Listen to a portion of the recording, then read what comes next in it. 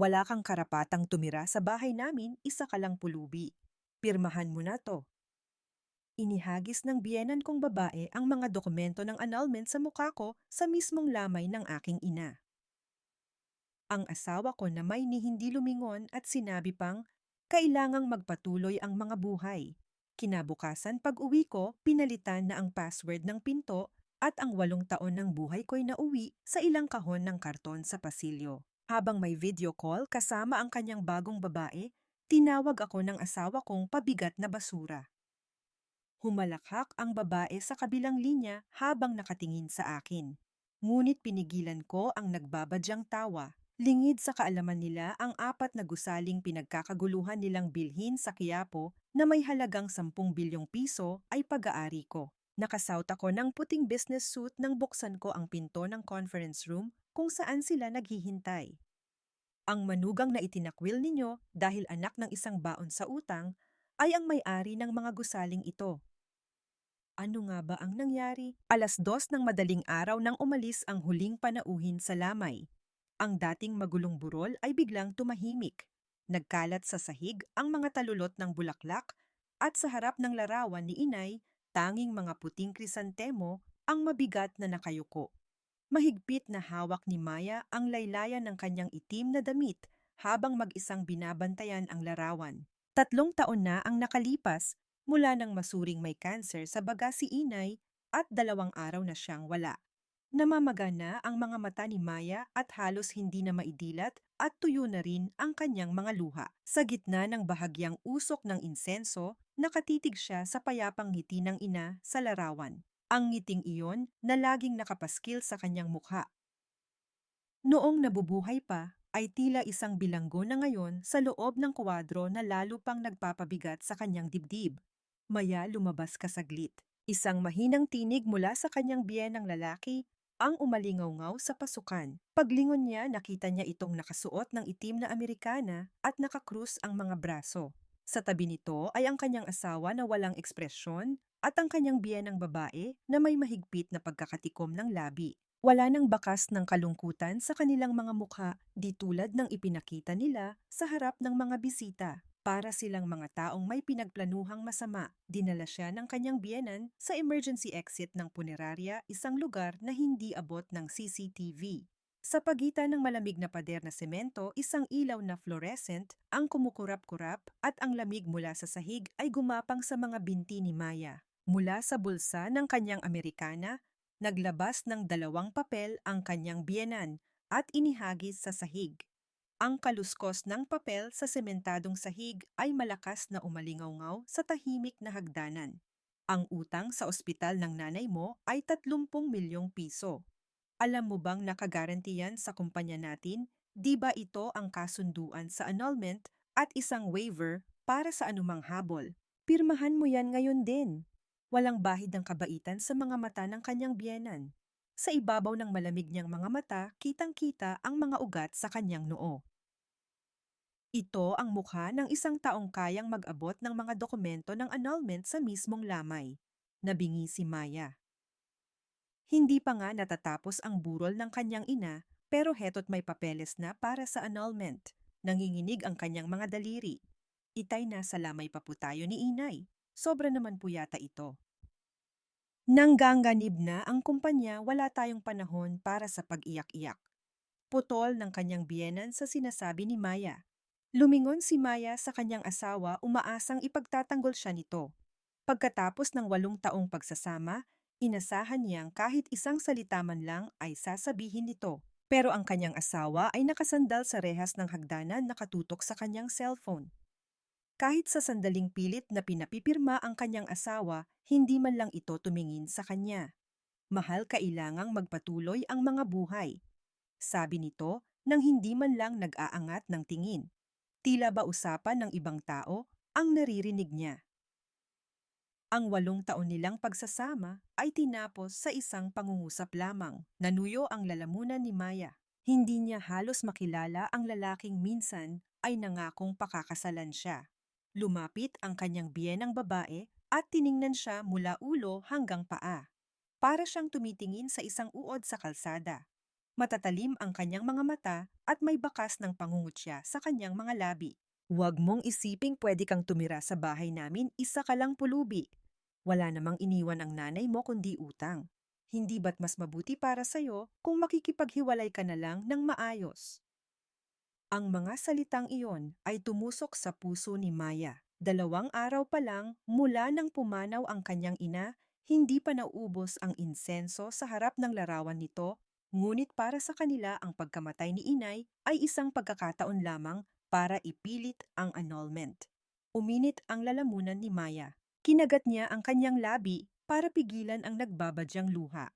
Pakiramdam niya kung iiyak siya, talo siya. Ngunit alam niyang sa hagdanang ito, kung saan wala ni isang kakampi, talo na talaga siya sa simula pa lang. Dahan-dahang yumuko si Maya at pinulot ang mga papeles sa sahig. Namumutla ang kanyang mga daliri habang hawak ang papel. Ginamit niya ang nanginginig na kamay para pirmahan ang waiver. Baluktot at nanginginig ang kanyang sulat, ngunit walang sino mang pumansin. Pagkatapos, pinirmahan niya ang kasunduan sa annulment. Ang tunog ng dulo ng panulat sa papel ay tila napakalakas. Agad na hinablot ng kanyang biyenan ang mga dokumento.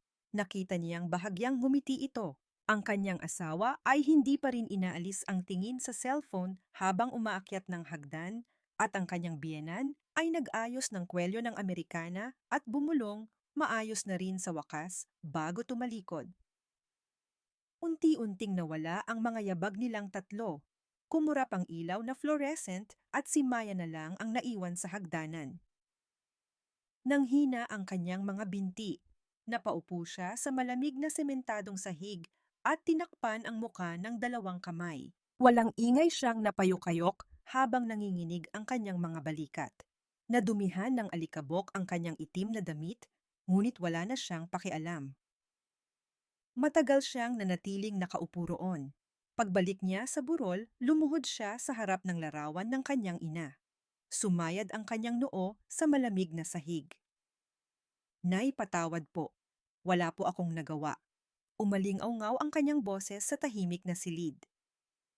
Sa sandaling iyon may narinig siyang mahinang mga yabag sa pasukan. Ang tunog ng takong ng sapatos na tumatama sa sahig ay papalapit ng papalapit. Pag-angat ng ulo ni Maya, nakita niya ang anino ng isang di kilalang lalaki. Nakasuot ito ng kulay abong Amerikana at salamin na may silver frame. Mahigit 60 taong gulang na, ngunit tuwid pa rin ang kanyang likod at maayos ang kanyang paglakad. Huminto ang lalaki sa harap ng larawan at matagal na tinitigan ang mukha ng kanyang ina.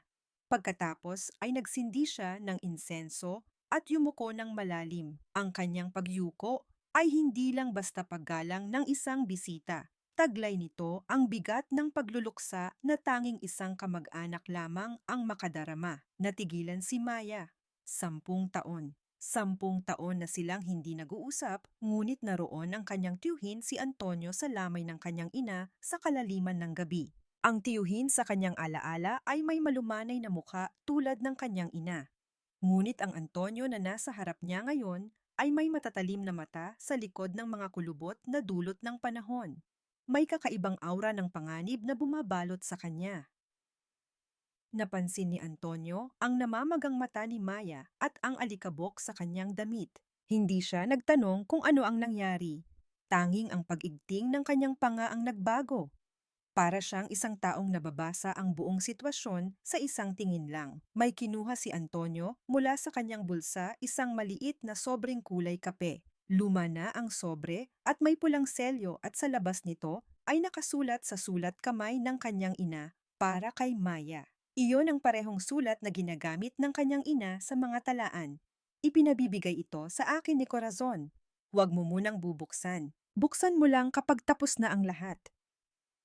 Hindi na malaya ni Maya na iniabot na niya ang kanyang kamay para kunin ang sobre. Paghawak niya rito, naramdaman niya ang isang maliit na bagay na metal sa loob. Tito, ano po ito? Bakit po si Inay? Malalaman mo rin ang lahat sa takdang panahon. Pagkasabi niyon, muling tumingin si Antonio sa larawan. Namumula ang gilid ng kanyang mga mata, ngunit hindi siya umiyak.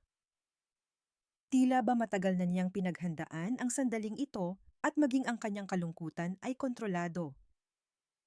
Yumuko muli si Antonio sa larawan bago tahimik na umalis. Naiwang mag-isa, tiningnan ni Maya ang sobre. Sa siwang ng selyo, bahagyang nasilip niya ang laman. May isang maliit na susi at isang nakatuping papel. Isang linya ng sulat sa papel ang bahagyang nakalabas. Sulat kamay iyon ng kanyang ina. Hanapin mo ang tito mo. Hindi pa nila alam ang tunay na halaga ng mga ari-arian ko. Biglang bumilis ang tibok ng puso ni Maya. Ibig sabihin ba nito, hindi lang utang ang iniwan ni inay? Ang paglitaw ng kanyang tiyuhin pagkatapos ng 10 taong pananahimik sa kalaliman ng gabi. Ang sobring ito ang susi sa loob, lahat ba ito ay inihanda ni inay? Sa mismong sandaling yumuko siya sa harap ng mga dokumentong inihagis ng kanyang biyenan, may inihanda na palang iba ang kanyang ina.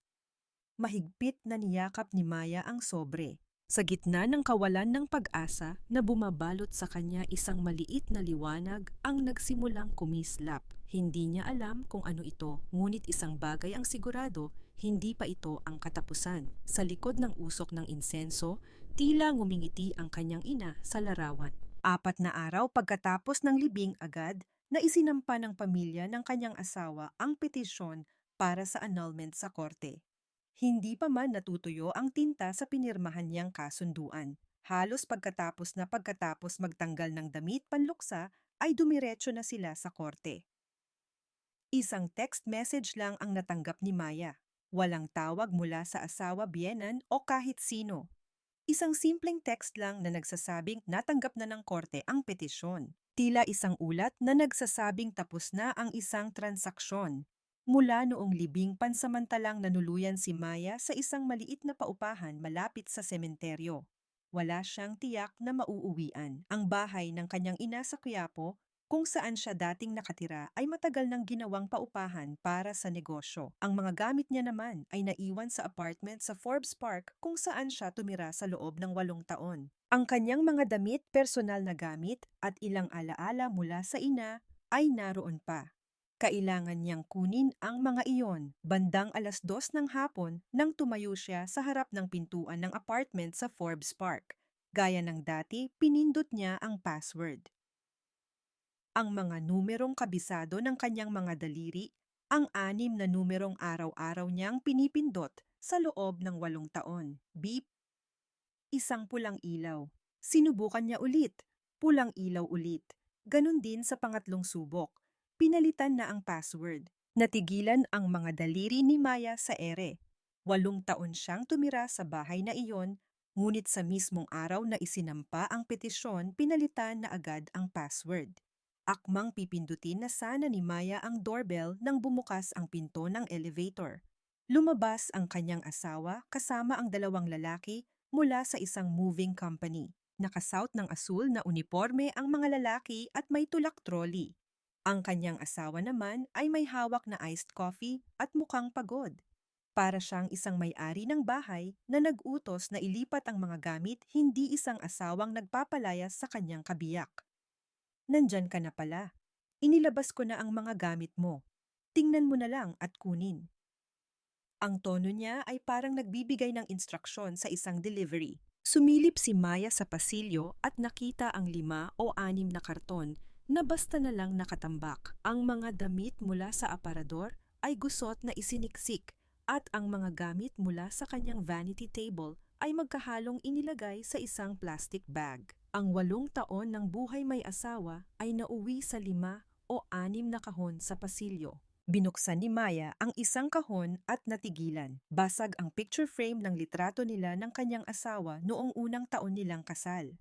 Sa gitna ng mga bubog, nakikita pa rin ang kanilang mga nakangiting mukha.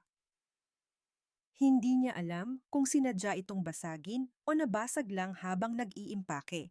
Ang alam lang niya, sa ibabaw ng basag na salamin, nakapatong ang isang gusot na apron at isang lumang tsinelas. Ang mga bakas ng 8 taon bilang isang may bahay na nagluto at naglaba para sa kanyang mga biyenan ay nakahalo sa basag na litrato na parang basura. Tumunog ang cellphone ng kanyang asawa. Sinagot niya ito sa video call. Isang mukha ng isang batang babae ang lumitaw sa screen. Mahaba ang buhok, maganda ang mga mata. Ang boses niyang tumatawag ng kuya ay malinaw na umabot hanggang sa pasilyo. Kuya, nailabas mo na ba lahat? Oo, halos tapos na. Ngayon sa atin na ang lugar na ito. Isang ngiti ang sumilay sa mukha ng kanyang asawa, isang ngiting hindi pa kailanman nakita ni Maya. Isang ekspresyon na hindi niya ipinakita sa kanyang asawa sa loob ng 8 taon nilang pagsasama.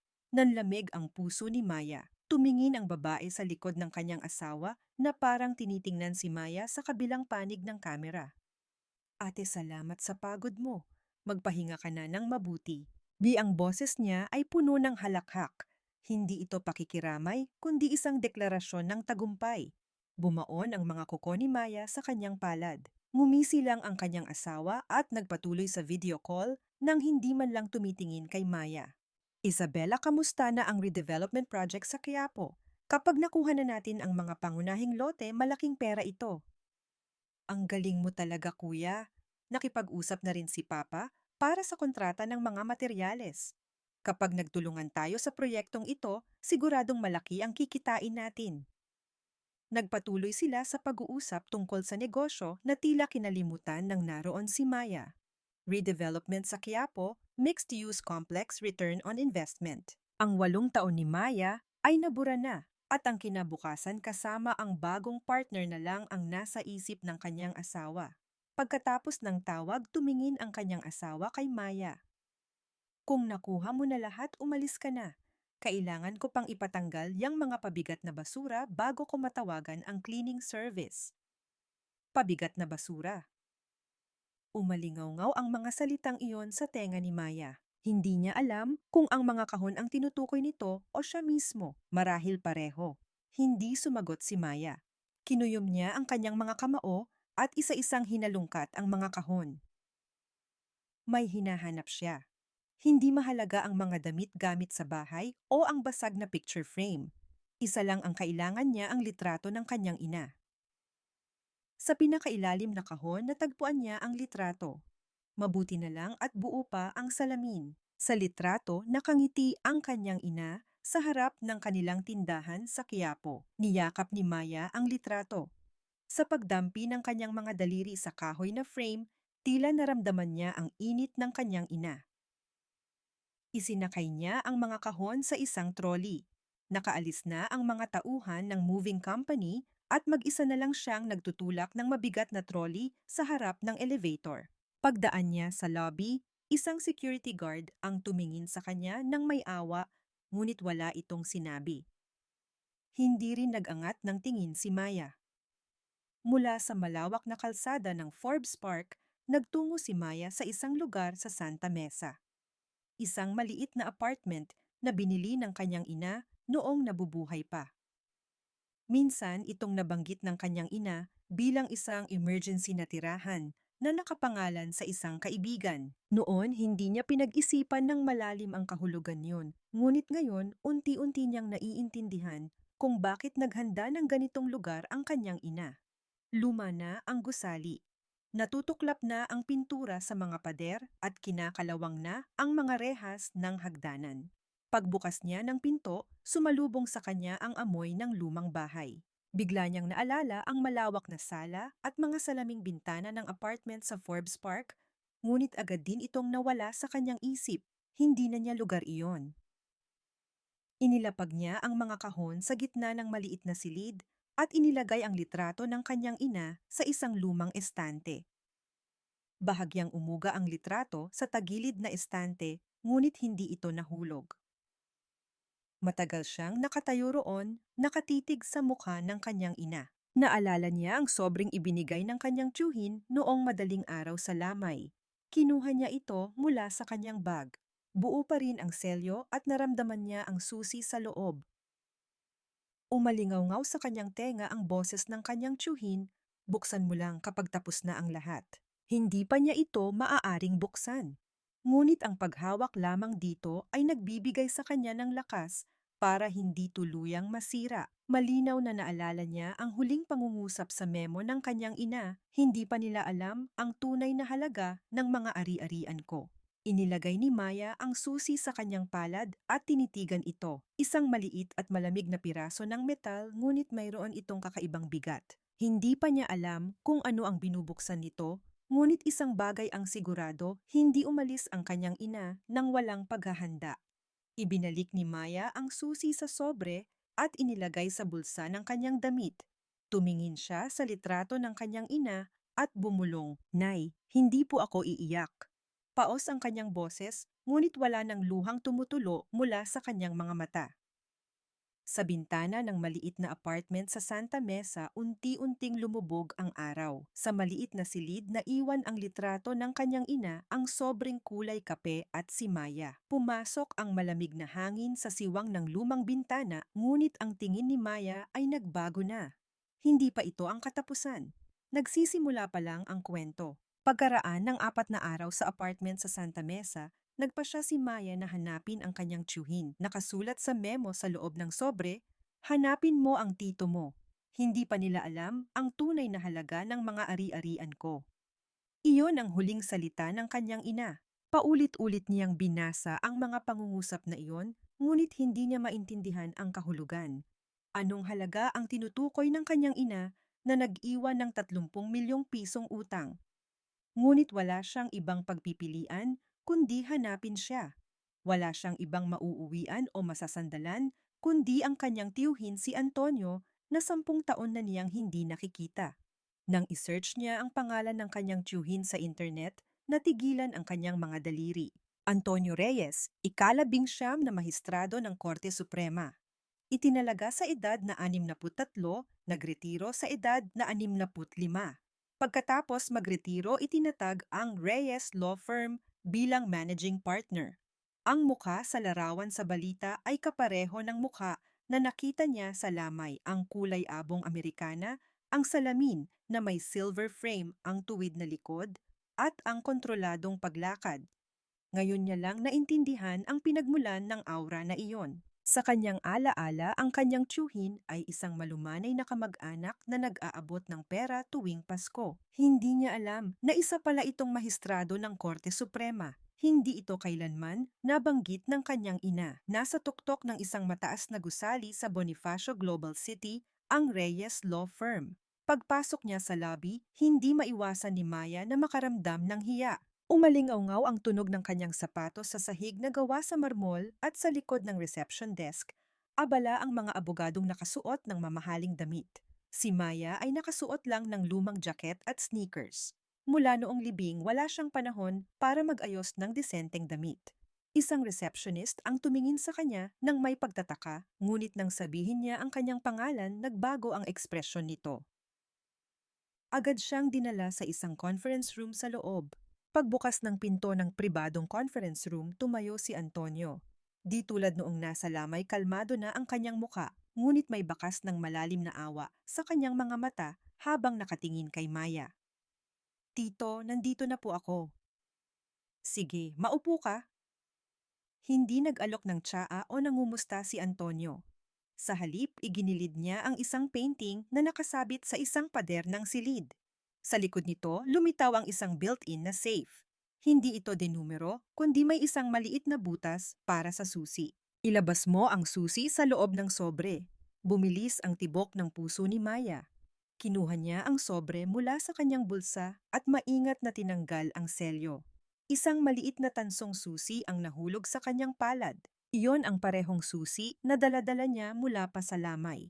Ipinasok niya ang susi sa safe at sa isang mabigat na tunog bumukas ito. Sa loob maayos na nakasalansan ang mga dokumento. Kinuha niya ang isang asul na folder sa ibabaw at nang buksan niya ito, nanlaki ang kanyang mga mata. CMV Holdings Corporate Registration.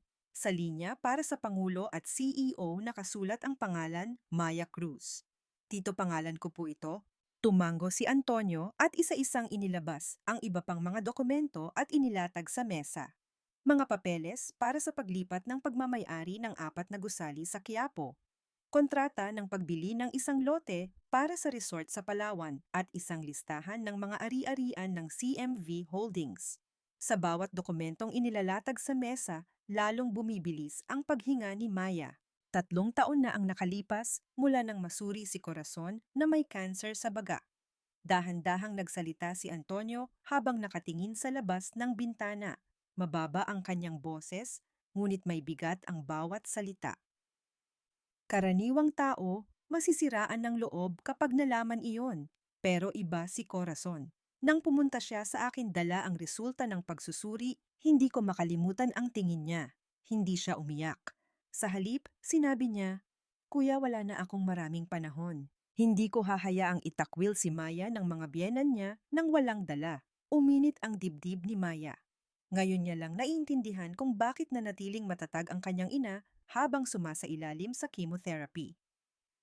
Sa loob ng 3 taon, inilipat ni Corazon ang lahat ng kanyang ari-arian na pinaghirapan niya sa Quiapo sa isang kumpanyang tinawag na CMV Holdings. Paglipat ng titulo ng mga gusali, pagbili ng lupa, pag-aayos ng istruktura ng negosyo lahat. Kasabay nito, ginawa niyang zero ang lahat ng ari-arian na nakapangalan sa kanya. Gumastos siya ng 25 milyong piso sa chemotherapy para magmukhang naubos niya ang lahat ng kanyang pera sa pagpapagamot. Nagsimulang magkonekta ang mga piraso sa isip ni Maya. Ang mga dokumentong inihagis ng kanyang biyenan sa lamay, ang pananakot tungkol sa 30 milyong pisong utang lahat, dahil naniwala sila na wala nang natira kundi utang nang makita ang walang lamang bank account ng kanyang ina. Hindi alam ng mga biyenan mo ang tunay na laki ng negosyo ni Corazon. Akala nila ilang maliliit na tindahan lang sa Quiapo ang pag-aari niya. Sinadya ni Corazon na ganoon ang isipin nila kaya naniwala sila. Itinulak ni Antonio ang listahan ng mga ari-arian papunta kay Maya. Ang 4 na gusali sa Quiapo ay may kabuuang halaga na 10 bilyong piso. Kapag isinama ang lote para sa resort sa Palawan, aabot ito sa mahigit 12.5 bilyong piso. Lahat ay pag-aari ng CMV Holdings at ikaw ang Pangulo at CEO. Maya lahat ng ito ay sayo, 12.5 bilyong piso. Umugong ang tenga ni Maya. Nanginginig ang kanyang mga daliri sa mga dokumento at lumabo ang kanyang paningin. Ilang araw lang ang nakalipas, tinawag siyang pulubi at napaupo sa sementadong sahig. Ngunit ngayon, siya pala ang CEO ng isang kumpanyang may 12.5 bilyong pisong halaga. Hindi ka panipaniwala. Nanghina ang kanyang mga binti at napasandal siya sa upuan. May isa pang bunton ng mga dokumento na kinuha si Antonio mula sa safe. Isang makapal na folder na may pulang selyo. Ito ay isang sandata na hindi pa natin gagamitin. Nang tanggalin niya ang selyo, lumitaw ang 2 set ng ebidensya. Ang una ay patunay na nag-embezzle ang kanyang biyenan ng 50 milyong piso mula sa renovation project ng isa sa mga gusali ng kanyang ina sa pamamagitan ng pekeng subcontractors. Kumpleto ito kontrata mga detalye ng subcontractors at paghahambing sa aktwal na ginawa. Dahil ang kanyang ina mismo ang biktima, nakakuha siya ng eksaktong mga ebidensya. Ang pangalawang set ay tungkol sa paglikha ng shell company ng kanyang asawa para sa money laundering at tax evasion. Nang matuklasan ni Corazon ang ginawa ng biyenan mo, hiniling niya sa akin na imbestigahan ang buong pamilya. Habang sinusubaybayan ng aming investigation team ang mga transaksyon ng Reyes Construction, natuklasan namin na si Marco ay may sariling shell company para sa money laundering at tax evasion. Ibinabalik ni Antonio ang mga ebidensya sa safe. Ito ang huli nating sandata. Hindi pa ito ang tamang oras. Kung ilalabas natin ito ng maaga, maaaring sirain nila ang ebidensya o tumakas. Hihilahin natin ang kanilang tuntungan kapag nasa pinakatuktok na sila. Muling isinara ang pinto ng safe. Muling tiningnan ni Maya ang mga dokumentong naiwan sa mesa. Sa gilid ng isang papel, may sulat kamay ang kanyang ina. Ang parehong maayos na sulat, ngunit may bahagyang panginginig. Halatang isinulat niya ito habang sumasailalim sa chemotherapy. Maya, ito ang huling regalo ni Inay. Huwag kang magpapaloko sa mga taong nagtakwil sa'yo. Nalabo ng luha ang kanyang paningin. Kinagat ni Maya ang kanyang labi, ngunit walang nangyari. Habang sumasailalim sa chemotherapy, habang nalalagas ang kanyang buhok, pinaghahandaan na pala ng kanyang ina ang araw na itatakwil siya. Sa loob ng 3 taon, hindi siya nagpahalata at mag-isang binalak ang lahat. Nanginginig ang mga balikat ni Maya. Sinubukan niyang pigilan, ngunit hindi na niya mapigilan ang pag-iyak. Niyakap niya ang mga dokumento at umiyak ng matagal. Tahimik lang na nakaupo si Antonio sa tabi niya. Ang paghihintay na tumahan ang kanyang pamangkin, iyon lang ang magagawa niya sa ngayon. Tanging ang paghikbi ni Maya ang umalingaw-ngaw sa silid. Maya-maya pinunasan ni Maya ang kanyang mga luha at nag-angat ng tingin. Namumula ang kanyang mga mata, ngunit may ibang kislap na sa mga ito. Tito, poprotektahan ko po ito. Hindi ko hahayaang makuha nila kahit isang sentimo ng iniwan ni inay. Tiningnan ni Antonio si Maya. Sa mga matang iyon na namanan niya sa kanyang kapatid na si Corazon, nakita niya ang determinasyon. Isang bahagyang ngiti ang sumilay sa kanyang mga labi. Alam kong iyan din ang sasabihin mo, sabi ni Corazon. Sa labas ng bintana ng gusali, tanaw ang buong lungsod. Sa isang lugar doon, pinagtatawanan siya ng kanyang mga biyenan. Ngunit hindi pa nila alam. Hindi pa nila alam na ang babaeng ipinalayas nila ay may-ari ng 12.5 bilyong piso at hindi pa nila alam na ang ebidensya ng kanilang mga krimen ay nakatago sa loob ng safe na ito. Iyon ang sandaling tuluyang nagbago ang takbo ng kwento. Isang linggo pagkatapos malaman ang katotohanan, araw-araw na pumupunta si Maya sa law firm ni Antonio para ayusin ang mga dokumento. Ang istruktura ng CMV Holdings ang mga nangungupahan sa mga gusali, ang legal na estado ng lote sa Palawan, lahat ay kailangan niyang pag-aralan. Maingat ang naging pagpaplano ng kanyang ina sa loob ng 3 taon, ngunit si Maya mismo ang kailangang magpatakbo nito. Mayroon siyang 6 na taong karanasan sa isang malaking accounting firm, ngunit 8 taon na siyang tumigil sa pagtatrabaho dahil sa kagustuhan ng kanyang biyenan. Sa una, nanginginig ang kanyang mga kamay habang binabasa muli ang mga financial statement. Ngunit ang kanyang husay sa pag-intindi sa mga numero ay hindi tuluyang nawala. Sa paglipas ng mga araw, unti-unting tumatalas ang kanyang mga mata. Sa ika-7 araw, ipinatawag siya ni Antonio sa kanyang opisina. May ipapakilala ako sa'yo. Pagbukas ng pinto, isang lalaki ang nakatayo sa tabi ng bintana. Nakasuot ito ng itim na slim-fit na suit walang kurbata at nakabukas ang unang butones ng kanyang damit. Mukhang nasa huling bahagi na ng kanyang 30s. May matatalim na mata ngunit may ngiti sa kanyang mga labi. Sa mesa, nagkalat ang mga papeles na may mga sulat sa Ingles at Filipino. Estudyante ko si David. Dati siyang department head sa isang private equity fund sa Wall Street na dalubhasa sa corporate mergers and acquisitions. Pinakiusapan ko siyang bumalik ng Pilipinas. Bahagyang yumuko si David kay Maya. Nang magtama ang kanilang mga mata, nakaramdam si Maya ng kakaiba. Hindi ito awa o pag-usisa kundi tingin ng isang analyst na sinusuri ang isang bagay. Hindi ito nakakabastos, ngunit nakakakaba. Miss Maya Cruz, maaari niyo po bang tingnan ito? Inilatag ni David ang isang malaking blueprint sa mesa. Isang mapa ng Quiapo kung saan minarkahan ng pulang highlighter ang 4 na lugar. Ang mga gusali ni Maya. Ito ang plano para sa mixed-use complex redevelopment project ng Reyes Construction na pinamumunuan ni Marco Reyes. Ang plano ay magtayo ng mga commercial spaces, opisina at residential units na may kabuuang halaga na humigit kumulang 35 bilyong piso. Plano nilang kumuha ng pondo sa pamamagitan ng project financing mula sa mga bangko.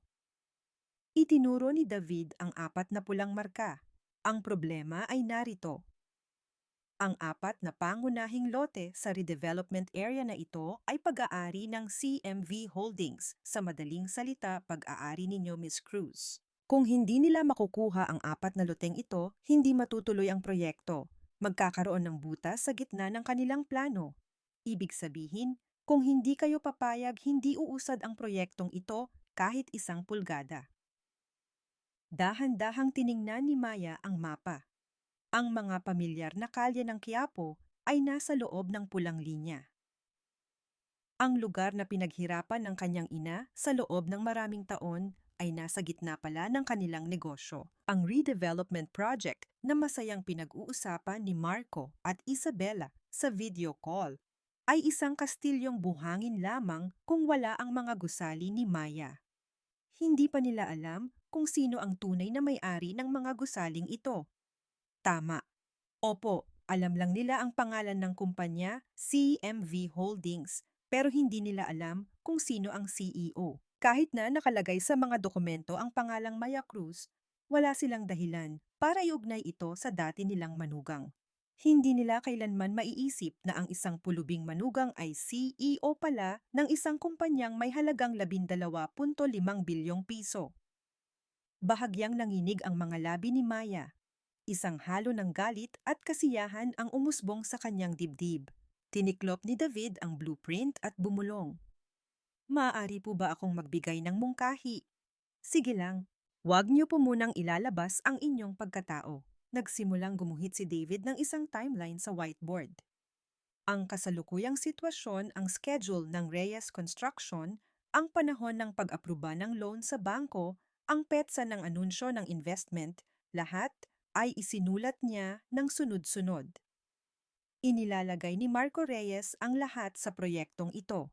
Mga pautang sa bangko, investments kontrata para sa mga materyales, habang tumatagal ang proyekto, lalong lumalaki ang pera at tiwala na inilalagak nila at mas mahirap na para sa kanila na umatras. Hihilahin natin ang kanilang tuntungan kapag nasa pinakatuktok na sila para hindi na sila makabangon muli. Malamig ang kanyang mga salita ngunit walang emosyon. Ito ay isang purong estratehikong pag-iisip mula sa isang taong sanay sa corporate mergers and acquisitions sa Wall Street. Naging kampante si Maya sa lamig na iyon. Hindi isang paghihiganti na puno ng emosyon ang kailangan niya ngayon, kundi isang kalkuladong estratehiya.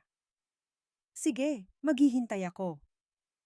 Nagulat si David sa sagot ni Maya. Karaniwang tao hindi mapipigilan ang galit at agad na ilalantad ang kanilang pagkatao. Ngunit ang babaeng ito ay nagsabing maghihintay siya. Sa sandaling iyon, nagbago ang tingin ni David kay Maya. Hindi bilang isang biktima, kundi bilang isang CEO na may sariling pag-iisip. Noong gabing iyon, pagbalik ni Maya sa apartment sa Santa Mesa, binuksan niya ang kanyang laptop. I-download niya ang mga financial statement audit reports at business reports ng Reyes Construction mula sa website ng Securities and Exchange Commission. Bumalik ang kanyang dating gawi noong nasa accounting firm pa siya.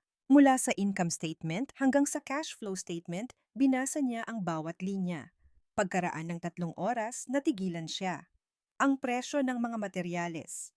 Ang presyo ng mga materyales sa interior design na nakalista sa cost statement ng Reyes Construction ay kapansin-pansing mas mataas kaysa sa market price. Nang ikumpara niya ito sa mga datos, nakita niyang 30% itong mas mataas. Nang tingnan niya ang pangalan ng supplier, nagkonekta ang lahat.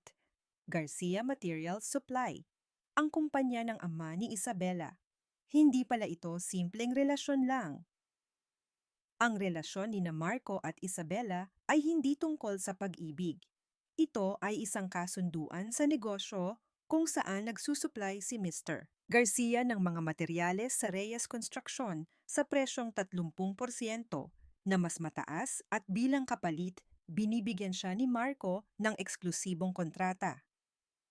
Isang tipikal na kaso ng hindi patas na internal na transaksyon na madalas niyang nakikita noong accountant pa siya. Inayos ni Maya ang data sa isang Excel file at isinave ito. Hindi pa ito ang tamang oras para gamitin. Tulad ng sinabi ni David, kailangan niyang maghintay hanggang sa umakyat sila sa mas mataas na posisyon. Ngunit unti-unti nang dumarami ang kanyang mga sandata. Kinabukasan tumayo si Maya sa harap ng salamin sa kanyang maliit na apartment. Matagal niyang tinitigan ang kanyang sarili. Ang itsura ng isang simpleng may bahay. Mahabang buhok, makapal na salamin, kupas na damit. Ang itsura na itinago niya sa ilalim ng anino ng kanyang mga biyenan sa loob ng 8 taon. Tinanggal niya ang kanyang salamin. Naging mas malinaw ang kanyang mukha.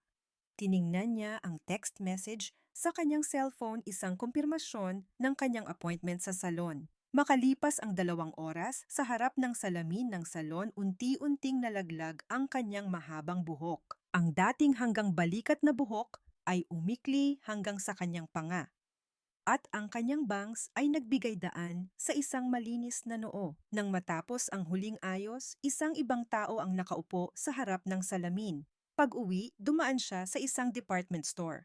Isang itim na tailored suit, isang puting silk na blouse, at isang pares ng itim na sapatos na may mababang takong. Nang isuot niya ang suit sa harap ng salamin, nagulat siya sa kanyang sarili. Tila bumalik ang kanyang itsura noong nagtatrabaho pa siya sa accounting firm. Ngunit ngayon, mas matatag ang kanyang tingin. Pagbalik niya sa apartment, tumayo siya sa harap ng litrato ng kanyang ina. Gusto niyang ipakita ang kanyang bagong itsura. Nay, mukha po ba akong iba? Ang kanyang ina sa litrato ay nakangiti pa rin. Ang parehong masayang ngiti. Sa harap ng kanilang tindahan sa Quiapo, uminit ang gilid ng kanyang mga mata, ngunit napigilan niya ito. Hindi ito luha ng kalungkutan, kundi ng init na dulot ng isang matatag na desisyon. Dumating ang text message mula kay David. Bukas, 10:00 ng umaga ang ating unang strategy meeting. Kasunod nito ang isang mahabang listahan ng mga dokumentong kailangan niyang ihanda. Binuksan muli ni Maya ang kanyang laptop at nagsimulang mag-ayos ng mga papeles. Habang lumalalim ang gabi, isang ilaw ang nagniningning mula sa maliit na bintana ng apartment sa Santa Mesa. Sa isang maliit na silid sa isang lumang gusali, isang CEO ng isang 12.5 bilyong pisong kumpanya ang tahimik na naghahasa ng kanyang mga sandata. Sa isang lugar sa Forbes Park, marahil ay umiinom ng alak si Marco. Kasama si Isabela nangangarap ng isang magandang kinabukasan para sa kanilang redevelopment project. Ang dalawang mundo ay hindi pa nagtatagpo, ngunit unti-unti nang lumalapit ang kanilang landas. Ang unang atake ay dumating ng tahimik, 10 araw pagkatapos magbago ng anyo at magplano si Maya, isang notice of demand na may pangalan ng CMV Holdings ang ipinadala sa opisina ng Garcia Material Supply. Ang tatanggap ay si Mr. Garcia, ang ama ni Isabela, na umuupa sa isang opisina sa ikatlong palapag ng isa sa mga gusali ni Maya sa Quiapo. 3 bagay ang nakasulat sa notice. Una, isang agarang kahilingan na bayaran ang 3 buwang atraso sa upa. Ikalawa, isang utos na ibalik sa orihinal na estado ang mga binagong pasilidad na hindi nakasaad sa kontrata. At ikatlo, isang babala na ayusin ang ingay na inirereklamo ng mga katabing opisina. Kung hindi matutugunan ang isa sa mga ito, sa loob ng 30 araw ipapawalang bisa ang kontrata at sa pilitang palalayasin sila. Matagal na tinitigan ni Mr. Garcia ang notice. Hindi pamilyar sa kanya ang pangalang CMV Holdings. Dahil isang property management company ang nangangasiwa sa gusali, hindi niya pinag-aksayahan ng panahon na alamin kung sino ang tunay na may-ari. Ngumisi siya. Isang maliit na kumpanya na nagbabanta ng legal na aksyon dahil lang sa ilang buwang atraso. Ngunit ang problema ay ang hindi autorisadong pagbabago sa pasilidad. Pagkatapos pumirma ng kontrata, ipinagiba ni Mr. Garcia ang isang pader sa loob ng opisina nang walang pahintulot para gawin itong isang showroom.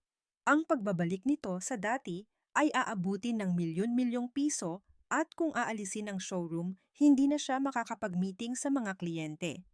Unti-unting nawala ang ngisi ni Mr. Garcia. Tumawag siya kay Isabela. Isabela, biglang nagpadala ng notice ang may-ari ng gusali. CMV Holdings daw ang pangalan. Pakialam mo nga. Nag-search si Isabela sa internet, ngunit halos walang impormasyon tungkol sa CMV Holdings. Kahit sa mga dokumento ng kumpanya, tanging ang pangalan ng CEO Maya Cruz ang nakalagay.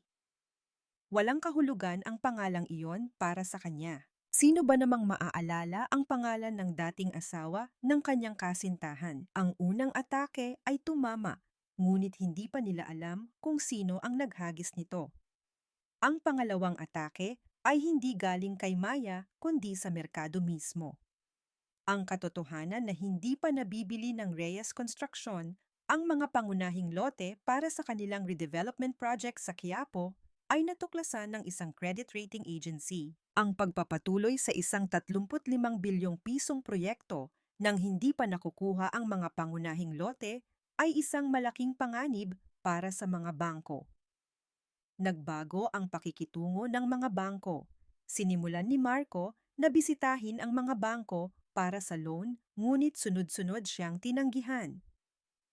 Mr. Reyes, masyadong malaki ang panganib hanggat hindi ninyo nakukuha ang mga pangunahing lote.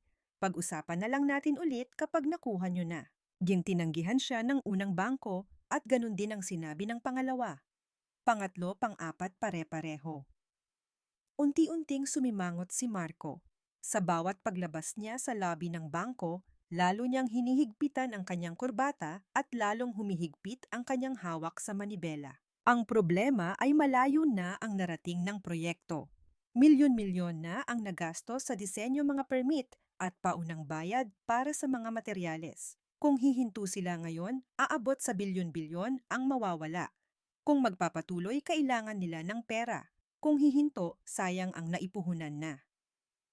Sa huli lumapit si Marco sa mga non-bank financial institutions, mga savings bank financing companies, at kahit mga loan shark na may mas mataas na interes. Unti-unting lumaki ang interes, ngunit sinabi niya sa sarili na mababawi niya ang lahat kapag nakuha na niya ang mga pangunahing lote. Lahat ng ito ay inuulat ni David kay Maya. Gaya ng inaasahan, tinanggihan na siya ng lahat ng malalaking bangko at lumapit na sa mga mas maliliit na nagpapautang. Humihigpit na ang silo. Kalmado ang ekspresyon ni Maya habang nakikinig, ngunit hindi siya mapakali. Alam niyang kailangan niyang maging kalkulado, ngunit ang panonood sa pagbagsak ng mga taong minsan niyang itinuring na pamilya ay nagdulot ng komplikadong emosyon. Pilit niyang isinantabi ang mga damdaming iyon. Kung magpapadala siya sa emosyon ngayon, masisira ang lahat ng pinaghandaan ng kanyang ina sa loob ng 3 taon. Ngunit may ibang bagay na tuluyang yumanig sa kanya. Isang gabi, binuksan niya ang isang link na ipinadala ni David at nanigas ang kanyang muka. Ang social media account ni Isabela. Puno ito ng mga larawan ng marangyang buhay ni na Marco at Isabela. Isang larawan na umiinom ng alak sa isang mamahaling restaurant, isang selfie sa isang resort sa ibang bansa, isang larawan na may hawak na mga shopping bag mula sa isang luxury brand. Ang kanilang mga mukha ay puno ng saya na tila walang problema sa mundo. Habang nag-i-scroll si Maya, lalong sumisikip ang kanyang dibdib. Ang mga bagay na isinuko niya sa loob ng 8 taon, pagluluto, paglalaba, ay parang mga patalim na tumutusok sa kanya sa bawat larawan. Ang kanyang karera sa accounting firm, ang kanyang sariling oras, ang mga hapunan kasama ang mga kaibigan, lahat ng isinuko ni Maya, tinatamasa ng 2 taong ito. At sa pinakabagong post, natigilan si Maya. Isang post ni Isabela. Sa ilalim ng isang larawan nila ni Marco nakasulat, "Masaya ako dahil sa isang walang kwentang dating asawa." May kasama itong puso at ang mga komento ay puno ng mga tulad ng, "Bagay kayo sis." Kawawa naman yung ex. Pero congrats sa inyo. Nanginginig ang kamay ni Maya. Sobrang higpit ng kanyang hawak sa cellphone na namumutla na ang kanyang mga daliri. Walang kwentang dating asawa. Ang mga salitang iyon ay parang apoy sa kanyang paningin. Naalala niya ang sandaling kailangan niyang iwan ang kanyang 6 na taong karera sa accounting firm dahil sa isang salita mula sa kanyang biyenan. At ang sumunod na 8 taon na ginugol niya sa pagluluto, paglalaba at pagsisilbi. Hindi ako walang kwenta, ginawa ninyo akong walang kwenta. Akmang ibababa na sana niya ang cellphone nang may isa pang balita mula kay David. Ang kanyang biyenan ay nagkakalat ng tsismis sa kanilang mga kaibigan sa Forbes Park. Yung dati kong manugang mana sa nanay niyang baon sa utang. Wala namang ibang dala kundi utang pero tumira sa bahay namin ng 8 taon. Gamit ang bilis ng pag-file ng annulment, sinisiraan niya ang pangalan ni Maya. Kinuyom ni Maya ang kanyang mga kamao. Uminit ang kanyang sentido at may kumukulo sa kanyang dibdib. Gusto niyang ilantad ang lahat ngayon din. Gusto niyang ipakita kung sino ang may-ari ng 12.5 bilyong piso, kung anong klasing tao ang ipinalayas nilang manugang. Gusto niyang ihampas sa kanilang mukha ang mga titulo ng lupa. Ngunit pinigilan niya ang sarili. Hihilahin natin ang kanilang tuntungan kapag nasa pinakatuktok na sila. Umaling-aungaw sa kanyang isip ang mga salita ni David. Kung magpapadala siya sa emosyon ngayon, bibigyan niya sila ng oras para maghanda. Oras para sirain ang ebidensya ng embezzlement, itago ang mga ill-gotten wealth, at baguhin ang istruktura ng negosyo. Ginamit niya ang nanginginig na kamay para itakip ang cellphone. Nawala ang screen ng social media ni Isabela at bumulong siya sa sarili, hindi emosyon kundi kalkulasyon ang gagamitin ko.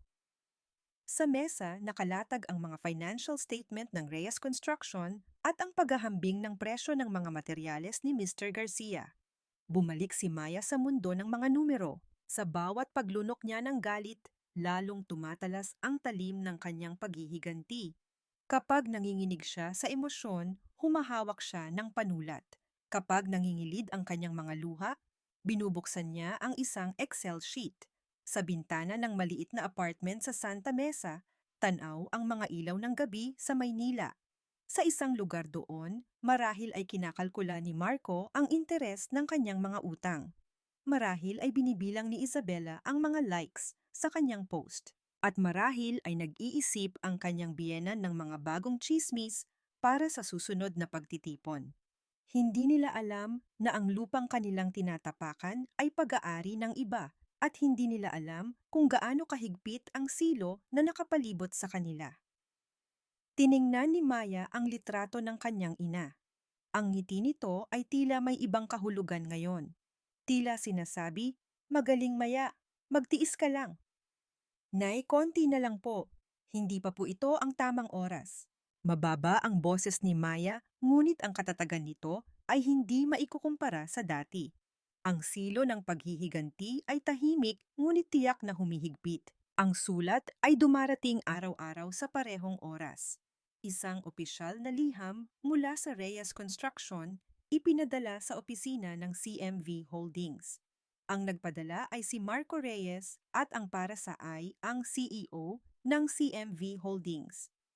Ang laman ay laging pareho. Nais po naming humiling ng isang pulong para pag-usapan ang pagbili ng 4 na pangunahing lote sa Quiapo. Handa po kaming ibigay ang anumang presyo na inyong hihilingin. Mangyaring sumagot po kayo. Sa ilalim ng magalang na pananalita ramdam ang kanilang pagkataranta. Unang araw, pangalawang araw, pangatlong araw dumarami ang mga sulat. Inilagay ni Maya ang mga sulat sa isang tabi ng kanyang mesa at hindi binuksan ni isa. Tiningnan ni David ang bunton ng mga sulat at sinabi, "Pito na po iyan. Isang beses sa isang araw walang palya. Ibig sabihin desperado na sila." Sa ikawalong araw dumating ang ikawalong sulat. Ngayon, hindi na ito isang opisyal na liham, kundi isang sulat kamay mula kay Marco. Sa ilalim ng maayos na sulat, nakatatak ang selyo ng kanyang biyenan. Ibig sabihin, ang pinakamataas na pinuno ng kumpanya mismo ang nakikipag-usap. Binasa ni David ang sulat at tumingin kay Maya. Panahon na po para makipagkita sa kanila. "May kondisyon ako."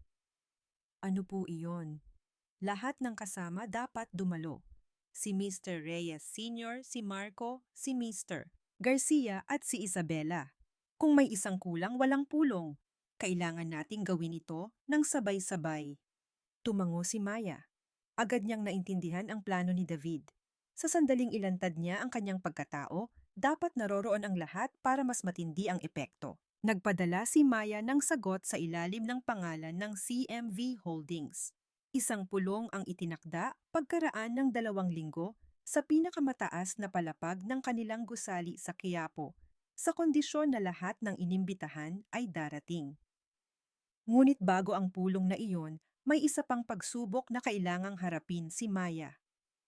Ang 30 araw na cooling-off period para sa annulment ay natapos na at isang hearing ang itinakda sa Korte ng Pamilya, ang huling hakbang para maging legal ang kanilang paghihiwalay. Para kay Maya, ang araw na ito ay may 2 kahulugan. Una, ang pagtatapos ng kanyang 8 taong pagsasama. At ikalawa, ang huling pagkakataon na maliitin siya ng kanyang mga biyenan. Sinadya ni Maya na pumili ng damit para sa korte. Hindi isang itim na business suit. Ang luma niyang beige na cardigan, kupas na pantalon at lumang sneakers. Inayos niya ang kanyang buhok sa isang simpleng tali. Sa harap ng salamin, walang kolorete sa mukha, siya ang parehong babae na pinalayas mula sa apartment sa Forbes Park. Nagtatakang nagtanong si David, "Bakit po kayo nagsusuot ng ganyan?" "Dahil ito na ang huli. Hahayaan ko silang maliitin ako sa huling pagkakataon. Kailangan kong gawin silang lubos na kampante." Isang malamig na kislap ang dumaan sa mga mata ni Maya. Hindi na nagtanong si David. Sa korte ng pamilya sa Maynila 10:00 ng umaga na unang dumating si Maya. Maya-maya pumasok si Marco kasama ang kanyang abogado at sa likod nila ay ang kanyang mga biyenan. Ang kanyang biyenan ay nakasuot ng mamahaling Amerikana at may dalang luxury bag. Tila pupunta sa isang mall, hindi sa korte. Tiningnan siya ng kanyang biyenan mula ulo hanggang paa. Luma na cardigan, walang kolorete, lumang sneakers. Ngumiti ang kanyang biyenan. Isang ekspresyon ng kaluwagan. Ang kasiyahan na makitang ang manugang na ipinalayas niya ay talagang naging pulubi. Tinanong ng hukom ang dalawa. Petitioner Marco Reyes, kinukumpirma ko ang inyong pagnanais na ipawalang bisa ang kasal. Ito ba ay ayon sa inyong malayang kalooban? Opo, hukom. Sagot ni Marco nang hindi man lang lumingon. Tila isang simpleng pirma lang sa isang dokumento. Respondent Maya Cruz, kinukumpirma ko ang inyong pagnanais. Mayroon po ba kayong anumang kahilingan para sa suporta o hatian ng ari-arian? Tumahimik ang silid. Tumingin ng masama ang kanyang biyenan kay Maya. Humigpit ang hawak ng abogado ni Marco sa kanyang panulat. Kung hihiling si Maya ng pera dito, magiging komplikado ang sitwasyon. Ngunit hindi nagtagal ang kanilang pag-aalala. Wala po. Wala po akong hihilingin na suporta o hatian ng ari-arian. Kalmado ang boses ni Maya. Walang panginginig o pag-iyak. Nakahinga ng maluwag ang abogado ni Marco at nawala ang tensyon sa mga balikat ng kanyang biyenan. Bumulong ang kanyang biyenan sa kanyang asawa. Dahil sa katahimikan, narinig ito ni Maya. Sabi sa'yo wala siyang mahihingi dahil pulubi siya. Nakipagkamay si Marco sa kanyang abogado. Salamat po. Naging maayos ang lahat. Ngumiti ang abogado habang inaayos ang mga dokumento. Paglabas ng kanyang biyena, narinig niyang sinabi, "Paano na kaya mabubuhay ang isang yan?" Binalewala ni Maya ang mga salitang iyon. Nanatili siyang nakayuko hanggang sa huli. Ang pamilya ng kanyang dating asawa ay lumabas ng korte na may ngiti ng tagumpay. Tila ba si Maya ay tuluyan ng nabura sa kanilang buhay. Dahan-dahang lumabas si Maya ng korte. Sumalubong sa kanya ang malamig na hangin ng Marso. Habang pababa siya sa malawak na hagdanan ng korte, unti-unti niyang naramdaman ang paggaan ng kanyang pasanin. Hindi na siya isang manugang. Hindi na siya bahagi ng pamilyang iyon. Mula sa sandaling ito, si Maya ay si Maya na lang. Sa dulo ng hagdanan, isang itim na luxury sedan ang naghihintay. Dahan-dahang bumukas ang pinto sa likod. Lumabas si David at magalang na yumuko. Nakasuot ng itim na slim-fit suit, ang kanyang presensya sa harap ng korte ay tila isang personal na assistant na sumusundo kay Maya. Matagal po kayong naghintay. Isang simpleng pangungusap. Ngunit ang kahulugan nito ay hindi lang tungkol sa paghihintay ngayong araw. Ito ay tungkol sa 8 taon ng pagtitiis, 3 taon ng paghahanda ng kanyang ina at ang ilang linggong pagpipigil. Isang deklarasyon na tapos na ang lahat ng paghihintay. Akmang sasakay na sana si Maya nang huminto siya. Lumingon siya. Mula sa lobby ng korte, pababa na sina Marco at ang kanyang mga magulang. Nakita niyang hawak ni Marco ang kanyang cellphone, kausap si Isabela. Tapos na, maayos na ang lahat. Nakangiti niyang sinabi. Kinuha ni Maya ang kanyang salaming pang-araw mula sa bag. Sa ibabaw ng kanyang lumang cardigan, nagbago ang kanyang itsura. Ang matatalim at malamig na mga mata ay kumislap sa likod ng lente. Tumingin si Maya ng diretso kay Marco. Napansin ni Marco ang kanyang tingin at lumingon. Nagtama ang kanilang mga mata. Naramdaman din ni Marco na may kakaiba sa itsura ng kanyang dating asawa. Nagduda siya. Isang ngiti ang sumilay sa mga labi ni Maya. Hindi isang mainit na ngiti. Isang malamig tiyak at makahulugang ngiti. Magkikita tayo ulit. Abangan mo. Hindi malakas ang kanyang boses, ngunit malinaw itong umalingaw sa malawak na hagdanan. Sumimangot si Marco. Sa kabilang linya, narinig niyang nagtanong si Isabela. Kuya, anong nangyari? Ngunit hindi siya sumagot. Sumakay si Maya sa sedan. Isinara ni David ang pinto at bumalik sa driver's seat. Dahan-dahang umalis ang sasakyan. Sa loob, tinanggal ni Maya ang kanyang salamin at huminga ng malalim.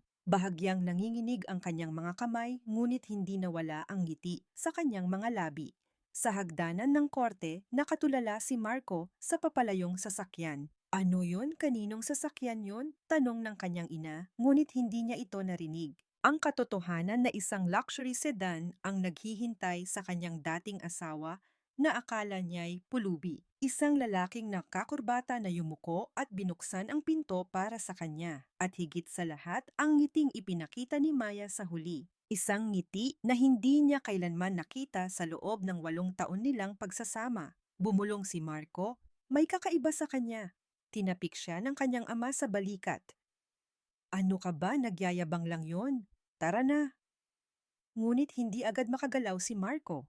Isang hindi maipaliwanag na kaba ang nagsimulang umusbong sa kanyang dibdib. Tila may isang maliit na tinik na tumusok malapit sa kanyang puso. Samantala sa loob ng sasakyan nakatingin si Maya sa labas ng bintana. Ang mga kalye ng Maynila ay mabilis na dumaraan. Ngayon, hindi na siya asawa o manugang ng sinuman. Tahimik na nagtanong si David, "Okay lang po ba kayo?" Hindi inalis ni Maya ang tingin sa bintana. Oo, ngayon nagsisimula na talaga. Pagkaraan ng 2 linggo sa pinakamataas na palapag ng gusali sa Quiapo, lahat ay magbabago. Sa pinakamataas na palapag ng gusali sa Quiapo, tanaw ang buong lungsod mula sa mga salaming bintana. Sa mahabang mesa, maayos na nakalagay ang mga bote ng tubig at mga folder. Sa pader nakasabit ang isang malaking larawan ng plano para sa redevelopment ng Quiapo. Si Mr. Reyes Sr. ay nakaupo sa dulo ng mesa nakatingin sa kanyang relo. Dumating siya 30 minuto bago ang takdang oras, isang senyales ng kanyang pagkainip. Sa tabi niya inaayos ng kanyang asawa ang kanyang lipstick. Hindi naman kailangang sumama ang asawa sa ganitong pulong, ngunit nang marinig niyang makikilala niya ang may-ari ng isang bilyon-bilyong pisong ari-arian, hindi na siya nag-atubili. Si Marco naman ay nakatayo sa tabi ng bintana, hawak ang kanyang cellphone. Sa labas, mukha siyang kalmado, ngunit ang ngiti ni Maya sa korte ay ilang araw nang bumabagabag sa kanya. Magkikita tayo ulit. Umaling-awngaw ang mga salitang iyon sa kanyang tenga na nagdudulot ng malamig na pakiramdam. Ngunit iwinaksi niya ito. Nagyayabang lang yon, sabi niya sa sarili tulad ng sinabi ng kanyang ama. Si Mr. Garcia naman ay nanginginig ang mga binti sa kabilang dulo ng mesa. Sinaway siya ng kanyang anak na si Isabela. Papa, huwag kang ganyan sa harap ng may-ari. Kalma ka lang. Si Isabela na nakasuot ng maikling blazer ay mukhang isang propesyonal na negosyante, ngunit palihim niyang tinitingnan ang pinto ng silid. Bumulong si Mr. Garcia. Sino ba talaga ang CEO ng CMV Holdings na yan? Ginamit ko na lahat ng koneksyon ko pero walang lumalabas. Hayaan mo na ako ng bahala. Kakausapin ko siya. Muling tumingin si Mr. Reyes Sr. sa kanyang relo na iirita. Oras na pero wala pa rin. Isang may-ari ng gusali, pinaghihintay ang isang chairman. Biglang bumukas ang pinto ng conference room. Unang pumasok si David. Nakasuot ng itim na slim-fit suit at may dalang briefcase ang kanyang matatalim na mata at kumpiyansang paglakad ay agad na nagpabago sa kapaligiran. Inilapag niya ang kanyang briefcase sa tapat ng upuan ni Mr. Reyes Sr., tiningnan ang lahat, at tumango patungo sa pinto. Salamat sa paghihintay. Ipinapakilala ko sa inyo ang may-ari ng CMV Holdings. Lahat ng mata ay napunta sa pinto. Isang tunog ng takong ang papalapit. Tok tok tok. Isang ritmo na walang pag-aalinlangan. Bumukas ang pinto. Isang babae na nakasuot ng puting business suit ang pumasok. Maayos ang kanyang buhok, walang alahas. Malinaw ang kanyang mga mata, Walang takot kaba o galit. Tanging ang kumpiyansa na nagmula sa 8 taon ng pagtitiis. Si Mr. Reyes Sr. ang unang nag-react. Natigilan siya sa gitna ng pagtayo. Nanlaki ang kanyang mga mata. Tila hindi maproseso ng kanyang utak ang kanyang nakikita. Imposible, hindi maaaring siya. Si Marco naman ay napatayo ng mabilis. Nahulog ang kanyang upuan. Namutla siya. Mamaya, nang umaling-aungaw ang pangalang iyon, sunod-sunod na nag-react ang iba. Napahawak sa kanyang batok si Mrs. Reyes at muntik ng matumba. Aanong? Nanginginig ang kanyang mga labi, hindi makabuo ng salita. Si Mr. Garcia ay natulala na parang isang estatwa. Hindi ka panipaniwala na siya ang taong nagyayabang kanina. Si Isabela naman ay nawala ang kanyang propesyonal na anyo. Nanlaki ang kanyang mga mata habang pinaghahambing ang puting suit ni Maya at ang kanyang maikling blazer. Hindi tumingin si Maya sa kanila. Dahan-dahan siyang naglakad patungo sa dulo ng mesa sa tapat ng upuan ni Mr. Reyes Sr. Hinila niya ang upuan at umupo. Inilagay niya ang kanyang mga kamay sa mesa at inilabas mula sa kanyang briefcase ang mga titulo ng lupa at mga dokumento ng mana. Ang tunog ng mga papel sa mesa ay umaling-aungaw sa katahimikan. Sa lamay, tinawag ninyo akong anak ng isang baon sa utang. Sa apartment, tinawag ninyo akong pabigat na basura. Sa korte, pinagtawanan ninyo ako dahil pulubi ako. Mababa at kalmado ang boses ni Maya. Walang panginginig o galit. Ang kanyang katahimikan ay mas nakakatakot. Tila isang taong paulit-ulit na nag-ensayo para sa sandaling ito. Ang manugang na iyon ay ang may-ari ng 4 na gusaling ito. Halagang 10 bilyong piso. Ang mga numerong iyon ay tumagos sa silid. 10 bilyong piso. Naging kulay abo ang mukha ni Mr. Reyes Sr. Si Marco ay nakatayo pa rin, hindi man lang pinulot ang nahulog na upuan. Si Mrs. Reyes ay namumutla habang hawak ang kanyang batok. Dahan-dahang inilibot ni Maya ang kanyang tingin. Tiningnan niya si Mr. Reyes Sr., si Mrs. Reyes, si Marco, at sa huli sina Isabela at Mr. Garcia. Bawat isa ay tinitigan niya sa loob ng 5 segundo. Para sa kanila ang katahimikang iyon ay parang isang kawalang hanggan. Mr. Reyes, Mrs. Reyes, Mr. Marco Reyes. Tinawag niya sila sa kanilang mga formal na pangalan. Hindi itay, inay, o mahal. Isang tawag para sa mga estranghero. Ang 3 pangungusap na iyon ay nagpababa ng temperatura sa silid. Ngayong hindi na tayo magkaano-ano ito na siguro ang tamang tawag, di ba? Nanghina ang mga tuhod ni Mrs. Reyes. Napaupo siya at paulit-ulit na sinabi, imposible, imposible, ngunit walang sino mang umalo sa kanya. Itinulak ni Maya ang isang dokumento papunta kay Mr. Garcia. Mr. Garcia, ang inyong kontrata sa pag-upa ay kinakansela ko na. Binibigyan ko kayo ng 30 araw para umalis. Sumimangot si Mr. Garcia.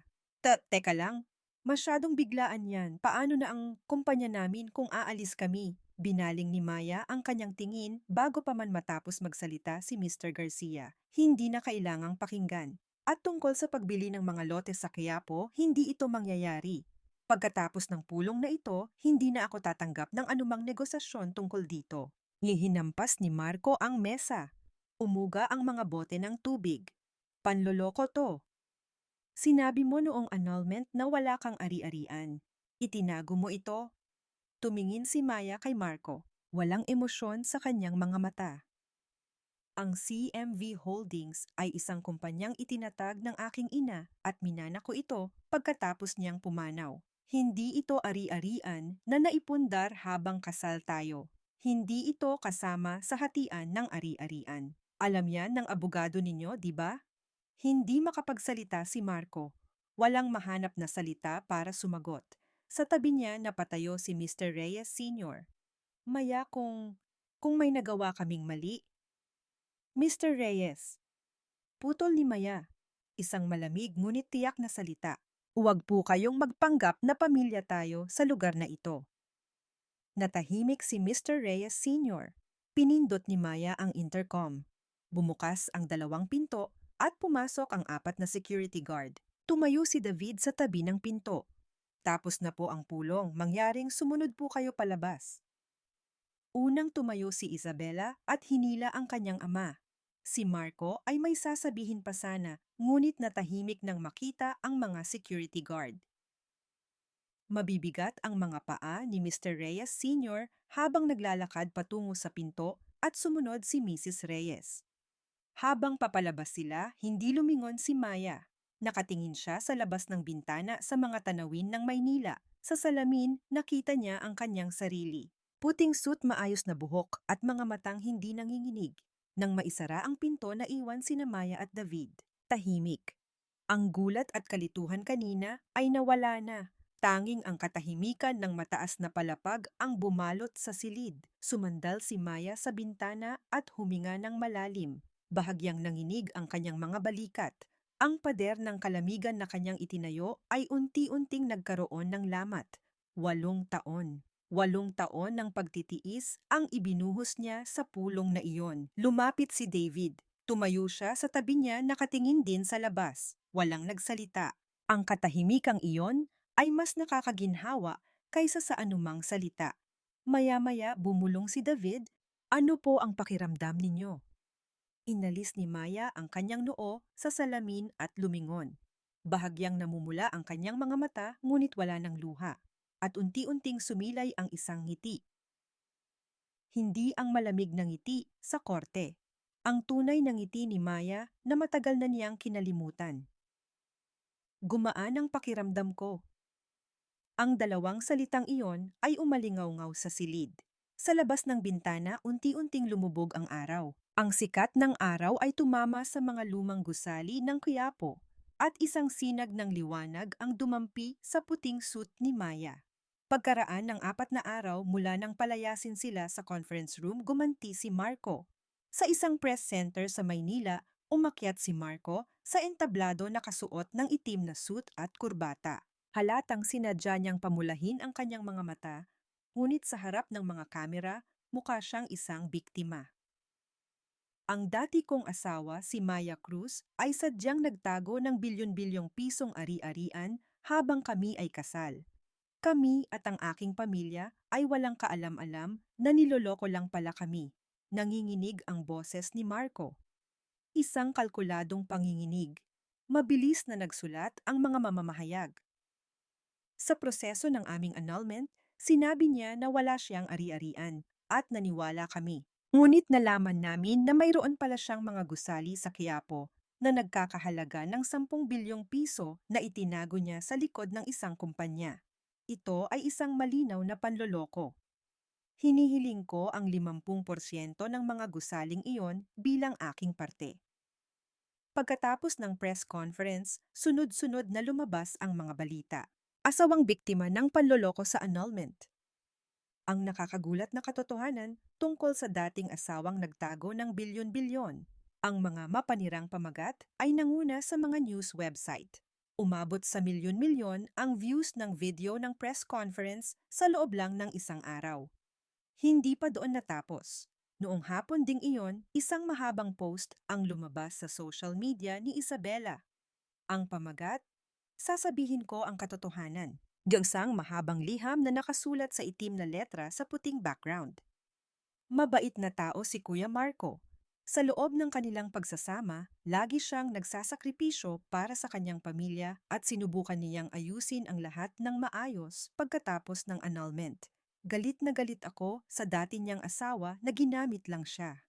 Sa isang emosyonal na paraan, ginawa ni Isabela si Marco na isang inosenteng biktima at si Maya na isang mapanlinlang na manloloko. Nagdagdag pa siya ng isang larawan para makakuha ng simpatya.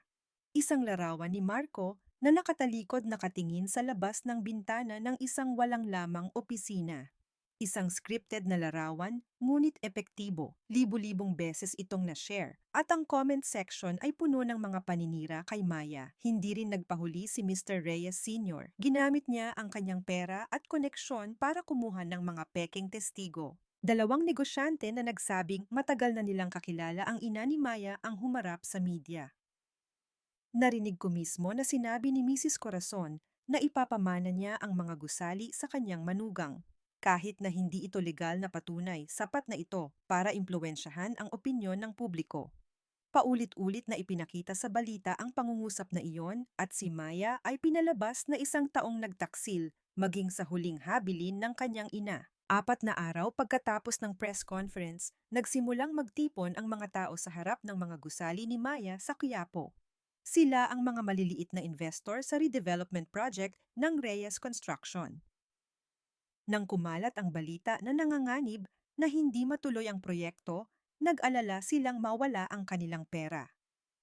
Panagutan ang paghinto ng redevelopment. Protektahan ang mga investor.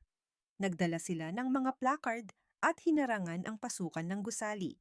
Sa gitna nila abala ang mga kamera ng media. Sunod-sunod ang mga reklamo mula sa mga nangungupahan sa gusali. Hindi makapasok ang mga kliyente namin dahil sa protesta. Naapektuhan ang aming negosyo. Kung magpapatuloy ito, mapipilitan kaming lumipat. Gabi-gabi, tinitingnan ni Maya ang kanyang cellphone sa apartment sa Santa Mesa. Sa bawat pag-search niya ng kanyang pangalan, may bagong balita. Ang tunay na muka ng dating asawang nagtago ng bilyon-bilyon. Ang kontrobersya ng panloloko sa annulment. Ang comment section ay isang larangan ng digmaan. Mga taong hindi niya kilala ang humuhusga sa kanyang buhay. Isang sakim na anak na ginamit ang ina, isang manlolokong asawa, isang makasariling may-ari ng gusali na humahadlang sa pag-unlad. Bawat linya ay parang isang pako na tumutusok sa kanyang puso. Hindi siya makatulog. Hanggang alas 3, alas 4 ng madaling araw, nakatitig lang siya sa kisame. Kapag nakakatulog, binabangungot siya. Nagigising siyang pawis na pawis. Madalas siyang kinakapos sa hininga at nanginginig ang kanyang mga kamay kahit wala siyang ginagawa. Wala siyang panlasa at araw-araw lalo siyang pumapayat. Isang gabi, bandang alas 11, tumunog ang kanyang cellphone. Ang pangalan sa screen, Mr. Reyes Sr. Natigilan si Maya. Nag-alinlangan siyang sagutin ito, ngunit pinindot niya muna ang record button bago sumagot. Maya! Malambing ang boses ni Mr. Reyes Sr. Ibang-iba sa kanyang pagiging matapang sa press conference. Medyo sumobra yata kami. Pwede naming bawiin ang kaso. At ang press conference. Pero may isa lang akong hiling. Ipahiram mo sa amin ang 1 bilyong piso gamit ang mga gusali bilang collateral. Pagkatapos ng redevelopment, tataas din ang halaga ng mga gusali mo. Pareho tayong makikinabang. Hindi sumagot si Maya. Pinagpapawisan ang kanyang kamay, ngunit hindi siya nagsalita. Maya, mag-isip ka. Buong bansa galit sa'yo. Nagpoprotesta ang mga investor at aalis na rin ang mga nangungupahan. Babagsak ang halaga ng mga gusali mo. Magdesisyon ka ng matalino. Nagsalita si Maya. Hindi. Maikli ngunit matatag ang kanyang sagot. Sa kabilang linya, narinig niyang bumigat ang paghinga ni Mr. Reyes Sr. Hindi ka pa rin natututo. Sige, magmatigas ka. Tignan natin. Naputol ang tawag. Isinave ni Maya ang recording at ibinaba ang cellphone. Nanginginig ang kanyang mga kamay, hindi dahil sa takot, kundi dahil sa bigat ng mga akusasyon, ang pagsira sa pangalan ng kanyang ina at ang kalungkutan na kailangan niyang harapin ang lahat ng ito ng mag-isa. Napaupo si Maya sa kanyang kama, yakap ang kanyang mga tuhod. Nanginginig ang kanyang mga balikat. Walang luha, tuyo na. Sa halip tila may butas sa kanyang dibdib. Kahit humihinga parang walang pumapasok na hangin. Biglang may nag-doorbell. Pagbukas niya nakatayo si David. May hawak siyang briefcase sa isang kamay at 2 mainit na tasa ng kape sa kabila.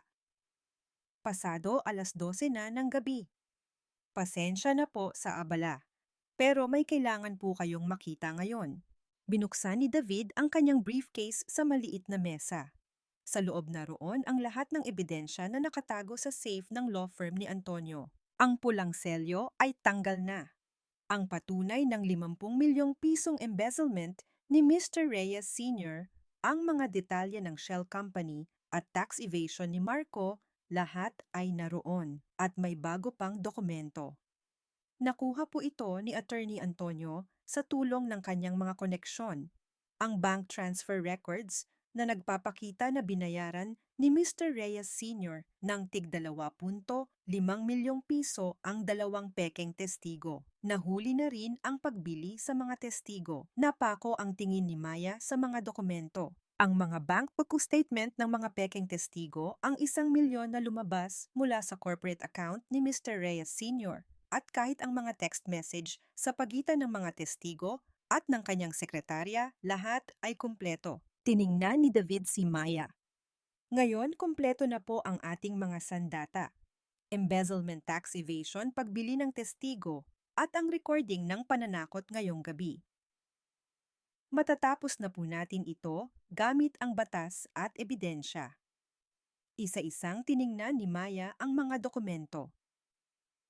Ang mga detalye ng subcontractors na personal na inipon ng kanyang ina, ramdam pa niya ang bakas ng kanyang mga kamay. Naalala niya ang kanyang ina na inaayos ang mga dokumentong ito habang nakikipaglaban sa cancer. Bumalik ang kislap sa mga mata ni Maya. Ang butas sa kanyang dibdib ay nagsimulang magkaroon ng apoy. Isang maliit na apoy, ngunit hindi ito mamamatay. Ibinaba ni Maya ang mga dokumento at nag-angat ng tingin. Nagtama ang kanilang mga mata. Kung gusto nila ng maruming laban, tatapusin ko ito gamit ang batas at ebidensya. Nagbago ang kanyang boses. Hindi na ito boses ng isang taong nanginginig habang yakap ang kanyang mga tuhod. Isang malamig matatag at tiyak na boses. Tumango si David.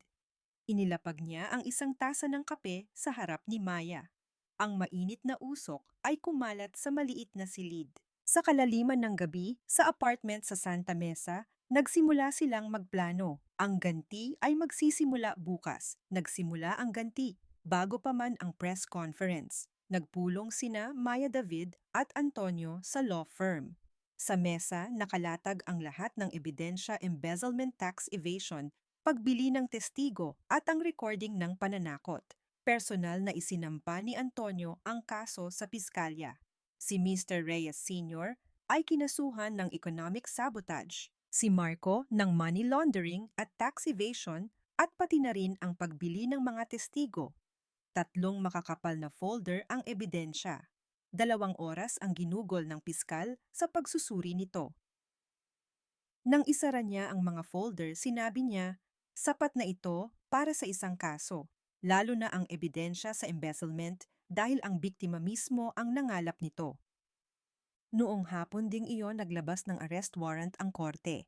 Ipinagpaliban ang pag-aresto para sa susunod na araw dahil alam na nilang magdaraos ng press conference si Marco. Kinabukasan, 10:00 ng umaga sa press center.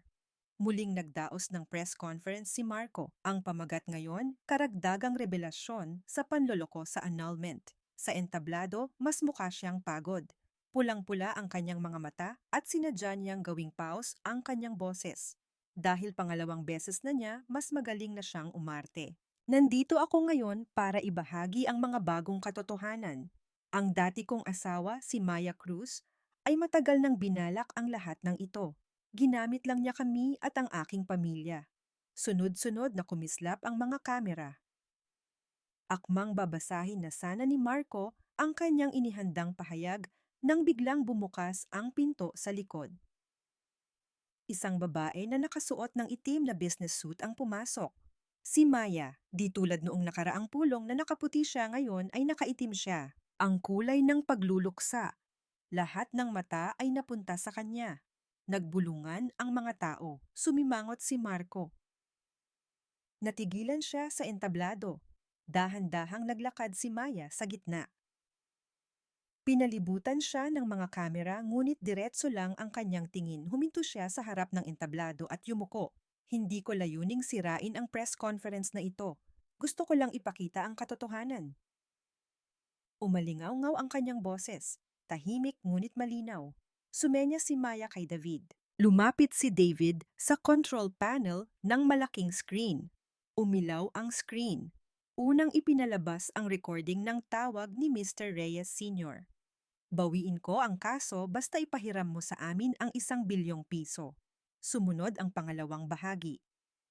Hindi ka pa rin natututo. Sige, magmatigas ka. Tignan natin. Nagbulungan ang mga mamamahayag. Lumabas ang transcript sa screen. Habang umalingaw-ngaw ang boses ni Mr. Reyes Sr., kinagat ni Marco ang kanyang labi. Pagkatapos ng recording, lumipat ang screen. Ang mga dokumento ng shell company ni Marco, ang mga bank statement na nagpapakita ng mga transaksyon, lahat ay ipinakita. Sunod ang bank transfer records na nagpapakita na binayaran ni Mr. Reyes Sr. ang mga pekeng testigo, kasama ang mga text message nila. Nagkagulo ang press conference. Sunod-sunod na nagtanong ang mga mamamahayag. Mr. Reyes, totoo po ba ang mga akusasyong ito? Totoo po bang binili ninyo ang mga testigo? Pinalibutan siya ng mga kamera at mikropono. Namutla si Marco. Nanginginig ang kanyang mga labi at nahulog ang mga papel na hawak niya. Ang kanyang inihandang script ay nasira na. Pipeke yan, lahat yan, peke. Inihagis niya ang mikropono. Tumalon siya mula sa entablado at tumakbo papunta sa exit. Sa sandaling iyon bumukas ang pinto sa likod. 4 na imbestigador mula sa NBI ang pumasok. Ipinakita ng isa sa kanila ang isang dokumento.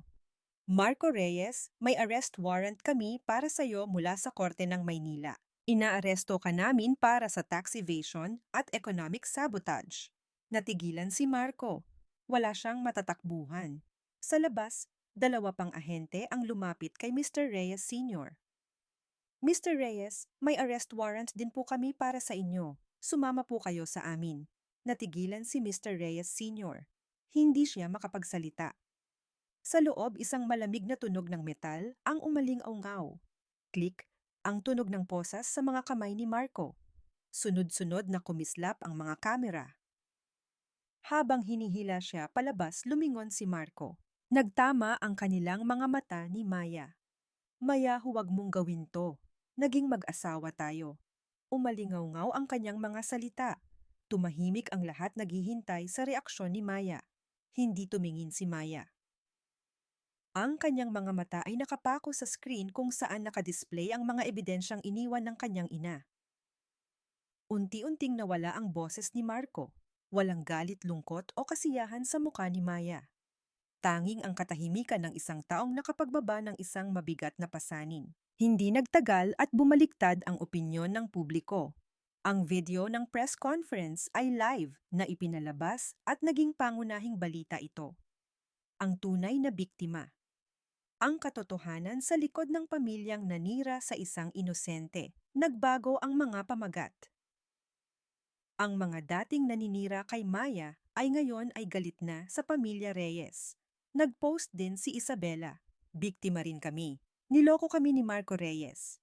Isang malaking pagbabago mula sa kanyang dating post. Sinabi ni Maya kay David, magsampa tayo ng kaso laban sa kanila para sa paninirang puri at pinsala sa aming negosyo. Pareho po sila. Tanong ni David. Oo, sagot ni Maya. Ang pagiging biktima ay hindi dahilan para makatakas sa responsibilidad. Pananagutan nila ang lahat. Paglabas ni Maya sa press center, gumaan ang kanyang pakiramdam. Sinalubong siya ng sikat ng araw. Tumingala siya at huminga ng malalim. Ang planong inihanda ng kanyang ina sa loob ng 3 taon ay natupad na. Isang bagay na lang ang natitira, ang magtayo ng bago mula sa mga guho. Lumipas ang 3 taon. Nagbago na ang tanawin sa Quiapo. Sa gitna ng mga lumang gusali, isang modernong mixed-use complex na gawa sa salamin at bato ang tumatayo. Ito ay naging isang bagong landmark sa Maynila. Ang CMV Holdings ang nagplano at nagtayo nito. Ngayon, isa na ito sa 5 pinakamalaking kumpanya ng real estate sa bansa. Ang babaeng dating nagsusuri ng mga financial statement sa isang lumang apartment sa Santa Mesa ang nasa likod ng lahat ng ito. Isang araw ng Abril, sa isang bookstore, isang business magazine ang nakadisplay. Sa pabalat naroon si Maya, nakasuot ng itim na business suit, nakatingin ng diretso sa kamera. Sa tabi nakasulat, ang 10 pinakamakapangyarihang babaeng CEO sa Pilipinas. Sa isang panayam, sinabi ni Maya, ang mga taong nag-iwan sa akin sa pinakamadilim na panahon ng aking buhay ang nagpalakas sa akin. Paghihiganti po ba ang naging motibasyon ninyo? Tanong ng mamamahayag. Sa simula marahil, pero habang tumatagal nagbago ito. Mas naging mahalaga sa akin na ipasa sa iba ang mga iniwan sa akin ng aking ina. Itinatag niya ang Corazon Foundation, isang organisasyon na tumutulong sa mga mahihirap na kabataan. Sa unang palapag ng complex, nagbukas siya ng isang center para sa mga babaeng nais bumalik sa pagtatrabaho. Sa araw ng pagbubukas, personal niyang sinalubong ang mga babae. Magsimula tayong muli, hindi pa huli ang lahat. Ang mga salitang iyon ay para na rin sa kanyang sarili 3 taon na ang nakalipas. Sa Palawan sa gitna ng mga bulaklak, ikinasal sina Maya at David. Isang simpleng seremonya kasama ang mga malalapit na kaibigan at pamilya. Suot ni Maya ang hikaw na perlas ng kanyang ina, ang parehong hikaw na suot niya noong unang buksan ang kanilang tindahan sa Quiapo. Tinatanggap niyo ba ang isa't isa bilang habambuhay na kabiyak? Opo, sabay nilang sagot.